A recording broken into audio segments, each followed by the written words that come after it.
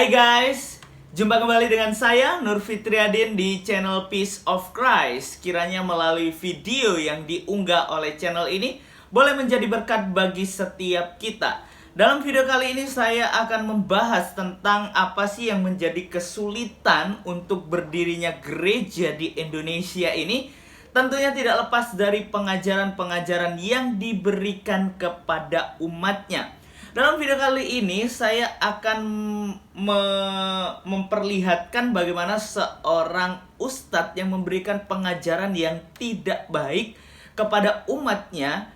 Hal inilah yang dikritisi oleh channel Fatimah Sa'diyah, yaitu inilah salah satu faktor yang menjadi penyebab sulitnya berdirinya gereja di tanah tercinta Indonesia ini. Mari kita langsung saja kita simak video ini yang mengedukasi kita, bahkan memberikan pengertian bagi setiap kita yang menjadi kesulitan untuk berdirinya gereja. Yuk kita perhatikan video ini sampai selesai supaya tidak gagal paham. Kita simak video ini.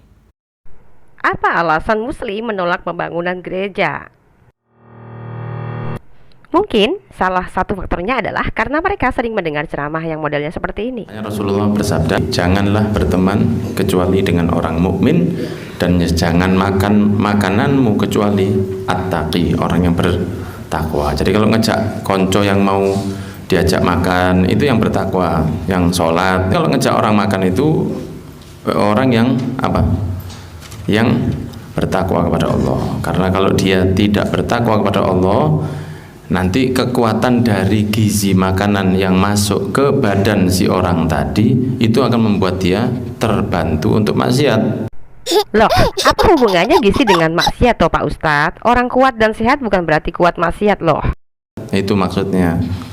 Jadi kalau ngasih makan orang tuh milih, walaupun tidak haram. Berteman kecuali mukmin. Kenapa? Karena berteman dengan non-muslim itu pelan-pelan menggerus iman kita sama Allah. Walaupun koncoan tok. Kalau bisnis tidak apa-apa, asal setelah bisnis selesai, mari, tidak pakai keluar tanpa tujuan. Ayo melaku-melaku. Nah, itu bahaya. Oh, kalau modelnya begitu, kata nenek moyang saya itu namanya licik seperti ular Pak Ustadz. Sak penak udele dewi. Mending jadi pengusaha sendiri taat daripada berlagu begitu. Untung bukan saya yang diajak bisnis. Kalau baru mau jadi partner aja udah berlagu sok suci. Ngapain dijadikan partner? Mending suruh tinggal di masjid aja, tunggu duitnya turun dari langit aja tat. Kalau memang ajaran sampean jijik sama kafir, jangan tanggung bikin fatwanya Pak Ustadz. Sekalian saja najis dapat duit dari kafir, najis kerja di perusahaan kafir, najis pakai produk kafir.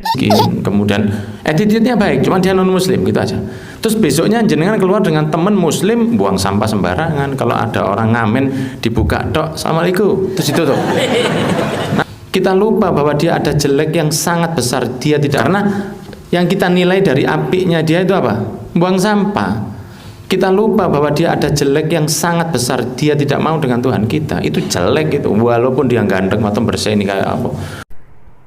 Maaf ya Pak Ustadz, orang paling suci. Kenapa kami non-muslim tidak mau menyembah apa yang kamu sembah? Karena kami sudah mengenal apa yang kami sembah. Sedang Islam tidak kenal sesembahnya sendiri. Dan dalam kitab kami melarang untuk menyembah Allah negeri sekeliling Israel. Dalam Ulangan 6 ayat 14, janganlah kamu mengikuti Allah lain dari antara Allah bangsa-bangsa sekelilingmu. Itu firman Tuhan yang disampaikan langsung kepada Musa, orang dari Bani Israel lotat, dan bukan kata orang kafir. Apalagi kalau firman itu sudah pakai pelantara, mungkin bisa ragu.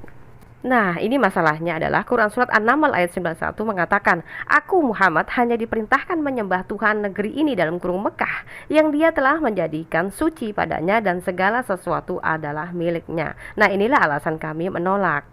Lah saudara kita muslim sejelek apapun tingkah laku nih, mukanya, bajunya compang-camping, dia satu baik yang terbesar karena dia punya iman. Lah itu tergerus iman kita itu kalau koncoan sama orang non muslim itu. Ya, jadi boleh muamalah seperti Rasulullah boleh. Ya, Rasulullah pernah minta tolong dengan orang Yahudi, pernah minta tolong sama orang penyembah berhala, pernah minta tolong urusan duniawi. Oh pantes ajarannya ngono iku. Ayat lain bilang gak boleh berteman sama Yahudi dan Nasrani. Terus ayat yang lain bilang bagimu agamamu dan bagiku agamaku, surat Al-Kafirun. Jadi kalau Rasul ada maunya saja baru turun ayat lakum dinukum waliyadin gitu ya Tat maksudnya.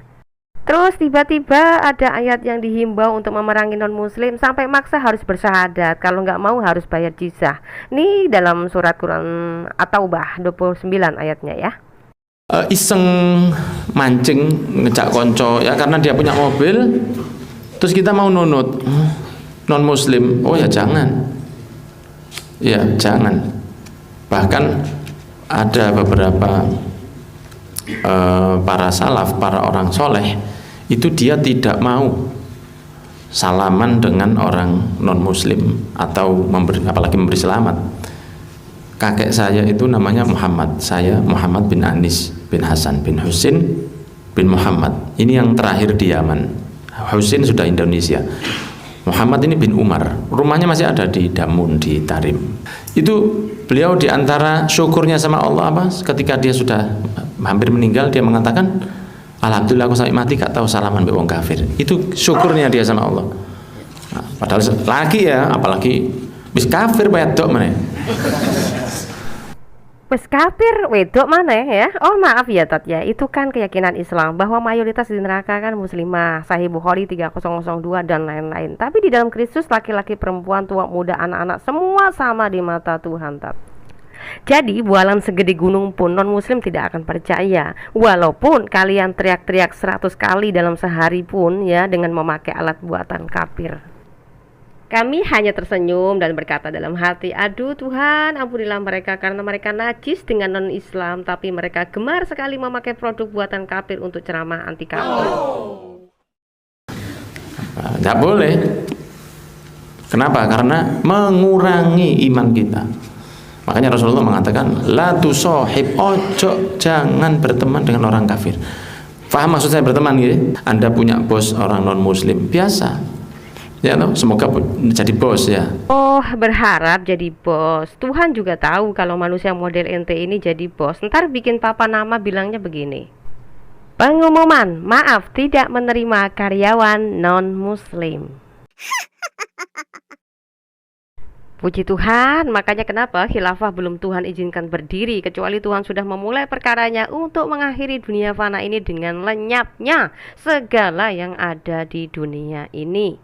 2 Petrus 3 ayat 13. Tetapi sesuai dengan janjinya kita menantikan langit yang baru dan bumi yang baru di mana terdapat kebenaran. Sebab sesungguhnya aku menciptakan langit yang baru dan bumi yang baru, hal-hal yang dahulu tidak akan diingat lagi dan tidak akan timbul lagi dalam hati. Maka kamu apabila Gembala Agung datang, kamu akan menerima mahkota kemuliaan yang tidak dapat layu. Demikian jugalah kamu, hai orang-orang muda, tunduklah kepada orang-orang yang tua, dan kamu semua rendahkanlah dirimu seorang terhadap yang lain, sebab Allah menentang orang yang congkak, tetapi mengasihani orang yang rendah hati. Apa sih yang kita sombongkan? Jadi Pak Ustadz, walaupun non-muslim sudah dicap najis sama kalian, tapi Tuhan memandang kami. Walaupun Yahudi, Kristen, Hindu, Buddha, Konghucu najis di mata iman kalian, tapi kami punya Tuhan yang juga punya surga sendiri loh Tat. Dalam Wahyu 20 ayat 12, dan aku melihat orang-orang mati, besar dan kecil, berdiri di depan tahta itu, lalu dibuka semua kitab, dan dibuka juga sebuah kitab lain, yaitu kitab kehidupan, dan orang-orang mati dihakimi menurut perbuatan mereka, berdasarkan apa yang ada tertulis di dalam kitab-kitab itu.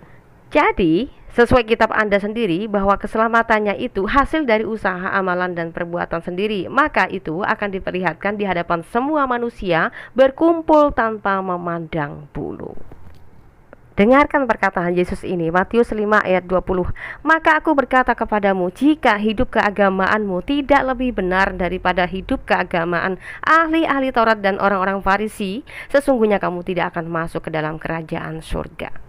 Jadi, ketika kau membenci keagamaan para ahli Taurat dan Farisi, tetapi dalam kekudusan akhlak tidak melebihi orang-orang yang kalian hakimi sebagai kafir, maka kalian sendiri tidak akan bisa masuk ke dalam kerajaan surga. Supaya semua tahu betapa bahayanya yang namanya menghakimi, Matius 7 ayat 1, jangan kamu menghakimi supaya kamu tidak dihakimi.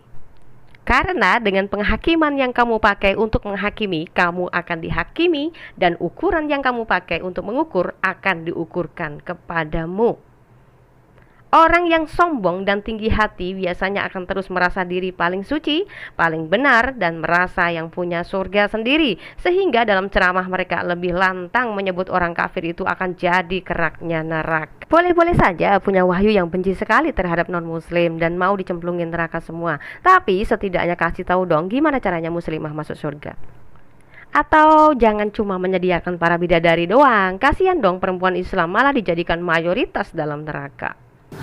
Kemudian jenengan terpaksa ada sesuatu yang terpaksa dengan orang kafir, itu biasa. Jangan bangga dengan orang kafir itu, jangan bangga. Masih model apa? Tidak ada lebih hebatnya dari orang muslim. Nanti di akhirat baru kita tahu.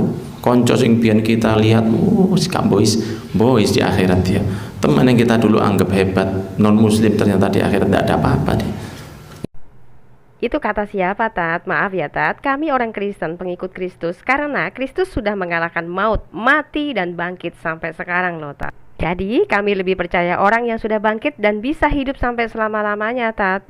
Dan dia juga mengatakan hal ini, janganlah gelisah hatimu, percayalah kepada Elohim, percayalah juga kepadaku. Dan apabila aku telah pergi ke situ dan telah menyediakan tempat bagimu, aku akan datang kembali dan membawa kamu ke tempatku, supaya di tempat di mana aku berada, kamu pun berada. Nah, sekarang pertanyaannya, siapa yang mengabarkan nasib Muhammad setelah kematiannya? Kedua, bagaimana nasibnya? Dan ketiga, apa yang dia jaminkan atas umatnya? Hadis riwayat Sahih Bukhari 2788. Allah heran, orang kafir kok bisa masuk surga sih?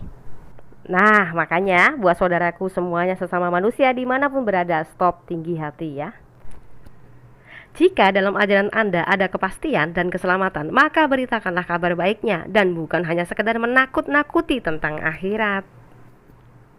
Sesuai firman Tuhan, setelah Adam dan Hawa memakan buah pengetahuan, tentu pasti akan mati. Maka sebabnya kematian adalah kepastian dan keselamatan pun harus pasti. Tidak ada jalan, keselamatan, kebenaran, dan hidup tanpa mempercayai Dia yang datang dari surga. Tidak ada jalan, keselamatan, kebenaran, dan hidup kalau tidak melalui karyanya.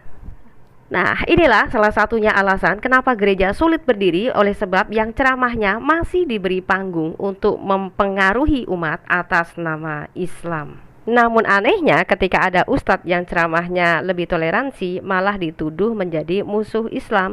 Contoh seperti akun Cebong Bacin PKI ini ya. Hahaha, Suparman itu ulama jahat, dia bukan ulama yang benar. Dialah ulama sesat. Kalau benar-benar ulama sejati, pasti dibenci orang kafir, bukan malah dipuji-puji dan didukung orang kafir. Katanya seperti itu. Bisa dibayangin gak sih ketika ada orang muslim atau seorang ustadz yang baik, berceramahnya baik, lalu kemudian non-muslim itu lebih suka ceramahnya dengan orang ustadz ini, lalu dianggap itu sebagai kafir atau musuhnya orang Islam itu sendiri. Aduh, jadi apa dong, ya kan? Yang jadi jelek adalah Islam sendiri nanti. Ini PR buat pemerintah ya, supaya tegas mencari ulama-ulama atau ustadz-ustadz yang baik seperti Pak Suparman ini ya, agar Indonesia itu agar lebih maju. Entah itu semuanya kebaikannya dasar di kitabnya atau tidak, setidaknya akan sama-sama membangun negara kita bersaing secara sehat. Ketika orang beragama, biarlah masing-masing berkeyakinan, tetapi kita tetap maju di dalam membangun bangsa Indonesia yang tercinta ini. Ya guys, dari video ini kita jelas bagaimana seorang pemuka agama yang menurut saya ini menanamkan kebencian terhadap agama tertentu di Indonesia kepada umatnya. Nah, hal inilah sebenarnya yang merusak kerukunan antar umat beragama. Seharusnya hal-hal yang begini nih harus diselesaikan oleh pemerintah kita. Hal-hal seperti ini nih yang tidak boleh ada di negeri ini. Karena bagi saya ini sangat merusak kerukunan antar umat beragama di Indonesia. Ya, biarlah video yang diunggah oleh channel ini boleh mengedukasi kita, bahkan memberikan wawasan kepada setiap kita, khususnya bagi para pemuka agama, supaya tidak menanamkan hal-hal ujaran kebencian seperti ini, seperti yang sudah saya perlihatkan di video kali ini. Ya, kiranya Tuhan Yesus memberkati kita dimanapun kita berada. God bless you.